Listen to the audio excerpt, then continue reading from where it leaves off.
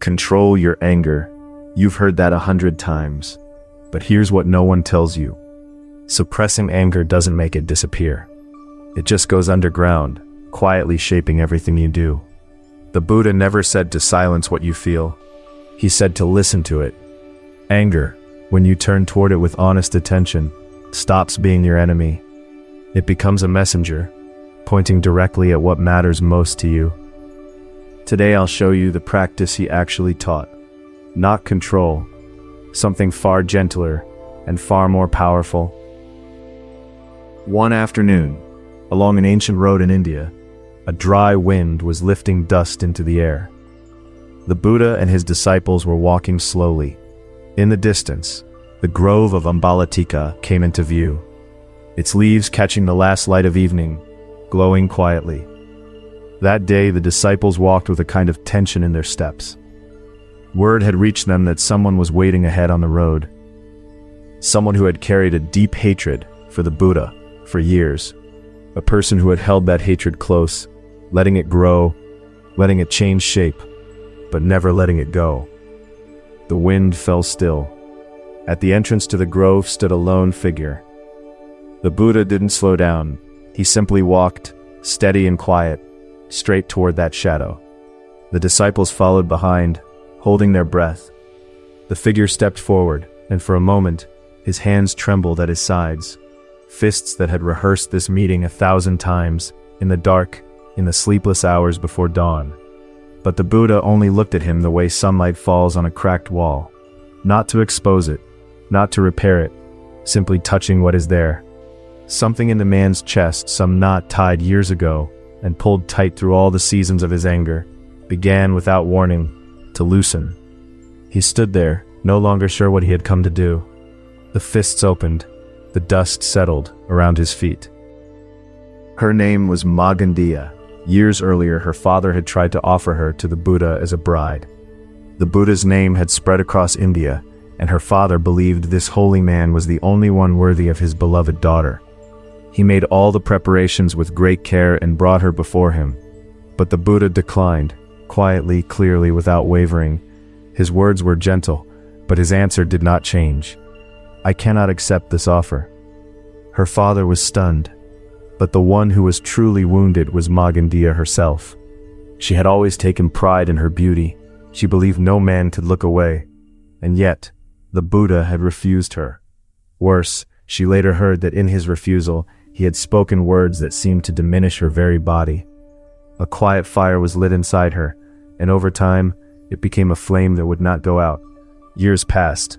Magandiya became a queen, the consort of King Udana of Kosambi. She was beautiful, clever, powerful, and still the fire burned. She used her influence to send people ahead of the Buddha wherever he traveled, spreading rumors. That man is a fraud. He deceives his followers.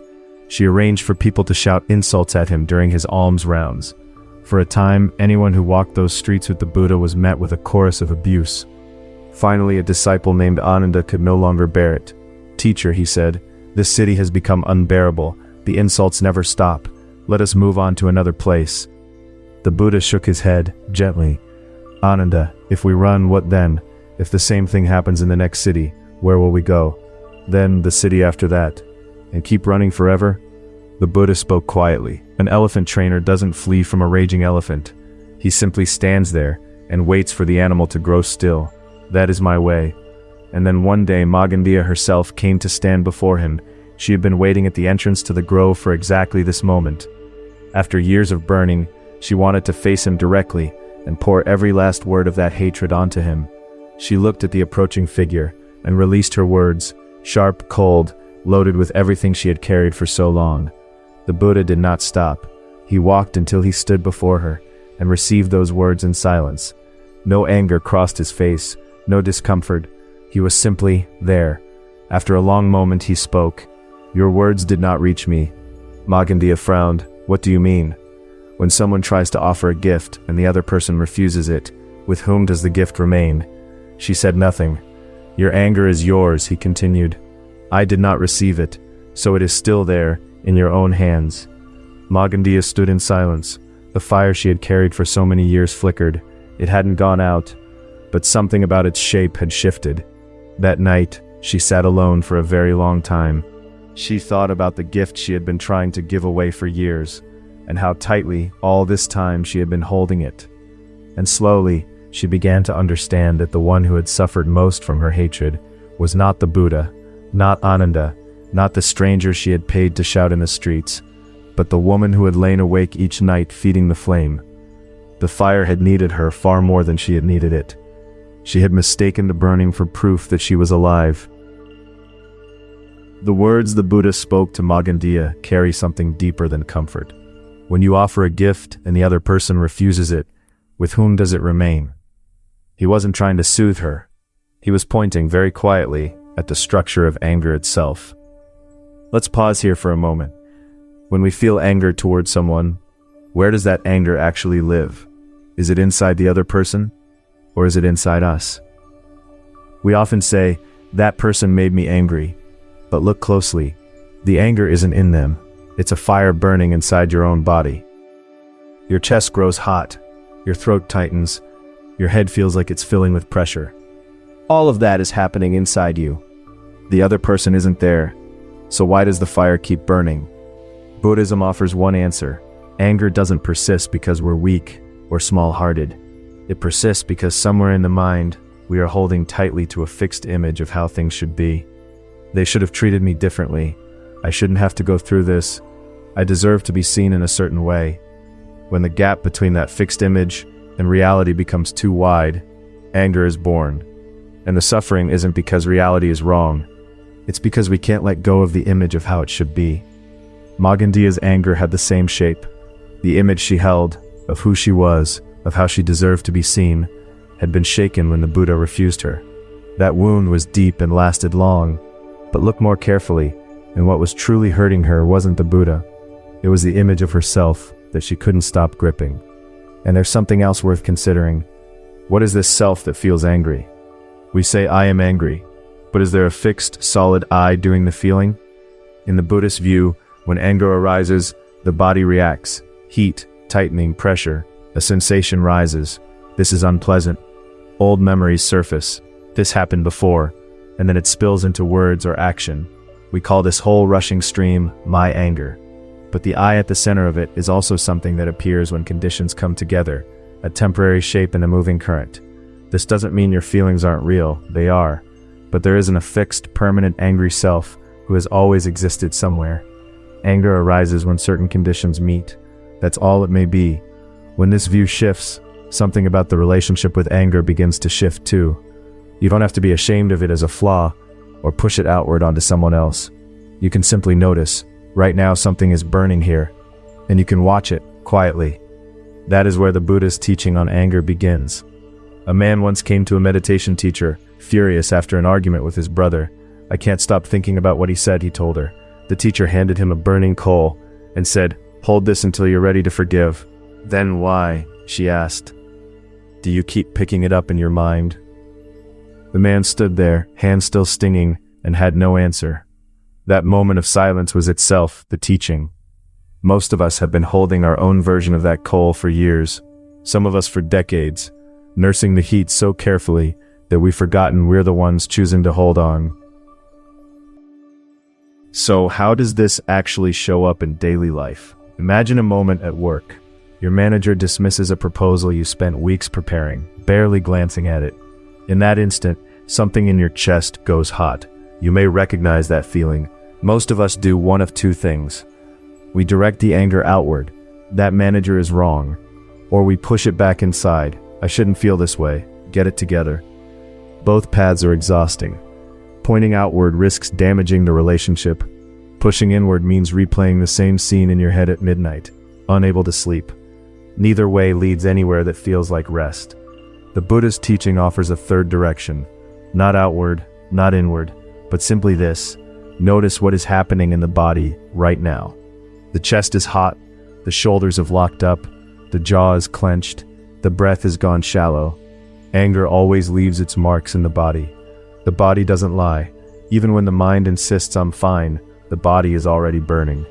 Just noticing that, just feeling it, can begin to change something. Or think about a friendship. Someone you trusted shared something private you had told them. You find out, And beneath the anger, there's a deep, quiet grief. Usually we try to organize that feeling. They were wrong, they betrayed me. But Buddhism asks a different question. What image was I holding that is now shaken? A true friend should have. I deserve to be treated as. That image held tightly, maybe what's making the pain so sharp. Noticing this doesn't erase the anger. It won't, and honestly it shouldn't have to. But it can move the center of gravity. From I'm suffering because of them, to something inside me is burning. And from that slightly different place, the suffering sometimes changes shape. Parenting offers the same mirror. A child who won't listen, no matter how many times you've said the same thing. The irritation that rises isn't only from tiredness. Sometimes it's the image of what a good parent looks like crumbling, or a quiet fear, am I doing this wrong? Under anger there is almost always something else. Anxiety, grief, a sense of loss. Anger is rarely the whole story, and the doorway into that deeper story is the body. Come back to the breath, come back to the tightness in the throat, the weight behind the sternum.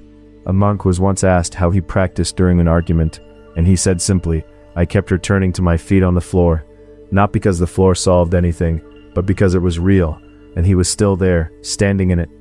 That small act of returning, to the feet, to the breath, to the heat in the chest, is not a defeat.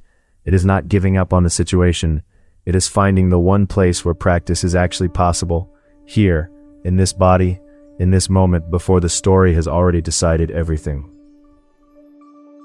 Here is one small thing you can try, starting today. The next time anger arrives, before you say anything or do anything, just stop for a moment and ask yourself one question. Where in my body is this? Is it in the chest, the throat, the temples, the back of the head, somewhere in the belly? Anger always lands somewhere in the body. There is always a place that goes hot or tight or rigid. Find that one place, then just stay with it for a moment. You don't need to fix it. You don't need to explain it. Just put your attention there and name what you feel. There's heat here. This spot is tight. That's enough. This is the simplest entry point into a practice the Buddha and his disciples actually did. Observing the body, the sensations, the mind, and the contents of experience. Before following the story that anger tells, they're wrong, why is this always happening to me? Simply look at what's happening in the body right now. It doesn't have to be complicated. When anger comes, close your eyes for 3 seconds. Find one place in the body that's responding. That's all. This won't guarantee that the anger disappears. It won't promise you'll never feel it again. But it may create a tiny pause between you and the anger, a small gap. And inside that gap, sometimes, the way things look begins to change. Just as Magandia sat alone that night, feeling something still burning inside her, not trying to force it away, not yet having an answer, simply sitting with it. That act of sitting, of staying, may have been where the change began. Anger is not your enemy. Anger is a message your body is sending you. Take a moment if you can, to listen to what it's trying to say. And sometimes just listening is enough. The way a mother doesn't need to solve her child's crying to make the child feel less alone. Sometimes just that, being heard, even by yourself, is what the anger was asking for all along. A man once told a teacher that he had been furious with his brother for 11 years, and the teacher asked him, "Have you ever sat quietly and let yourself feel how much you miss him?" The man went very still. He had not. He had been so busy holding the anger that he had never once let himself touch what was underneath it. If there's a fire still burning somewhere inside you today, how long has it been there? And when that flame first lit, what did you feel in that moment that you had lost? There's no rush. Just turn your attention there gently for a little while. A farmer in Laos once told me he had been angry at his brother for 11 years before he realized he was no longer even sure what the argument had been about. Only that his chest still tightened every time he heard his brother's name. The fire had long since burned through its original wood and was feeding by then on the farmer himself. Some fires, left untended, no longer need the thing that started them. They find their own fuel in the body, in the breath, in the small quiet moments just before sleep. The practice of turning awareness toward anger in the body is closely related to something we explored in a previous teaching, observing jealousy as it arises within us. You'll find that episode linked in the description below. Magandia hated the Buddha. She kept that fire burning for years, but the Buddha never ran. And when he said, "Your words did not reach me," it wasn't coldness. It was something else, a quiet pointing. Your suffering lives inside you, not in me. You don't have to be ashamed of feeling angry. Anger is just the other face of something you care about deeply. It is proof that you were hurt. It is real. But when you keep directing that fire outward, the first thing that burns is your own hand. As the Buddha once said, it's like gripping a hot coal, hoping to throw it at someone else. When anger comes, where in my body is it? This question isn't a technique for making anger disappear. It's a quiet doorway into understanding what is actually burning inside you.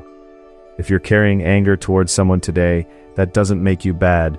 It doesn't make them entirely to blame either. It may simply mean that a flame in your body is trying to tell you something. Try listening to it, just a little. And tonight might look just slightly different from last night. A monk once told me he spent 3 years furious at his teacher, convinced the old man had humiliated him in front of the others. Then one evening, sitting alone by the river, he felt the anger shift, just slightly, like a stone turning over. Beneath it was grief. Beneath the grief was longing. He had wanted more than anything to be seen. He walked back to his teacher the next morning, not to apologize, not to accuse, but simply to sit beside him in silence.